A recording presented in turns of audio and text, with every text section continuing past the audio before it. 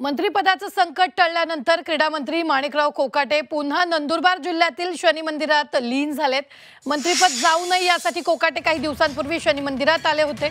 मनोभावे पूजा करत त्यांनी आरती केली। यावेळी मंत्रिपदावरील साडेसाती दूर व्हावी असं साकडं कोकाटेंनी घातल्याची चर्चा होती आणि दैव कृपेमुळे हे संकट दूर गेल्याची भावना कोकाटेंनी पुन्हा शनीचरणी लीन झाल्याची चर्चा यावेळी रंगली आहे। यावेळी माणिकराव कोकाटेंनी स्वातंत्र्य दिनी ध्वजारोहण केल्यानंतर शनी देवाचं दर्शन घेतलं। शनी महाराजांची माझ्यावर कृपा आहे, त्यामुळे शनी महाराजांचं वारंवार दर्शन मला घडतंय असं कोकाटेंनी सांगत शनिदेवाचे आभार मानले। माझ्यावर शनी महाराजांची कृपा असल्याशिवाय काही घडत नाही असंही सांगायला कोकाटे विसरले नाहीत।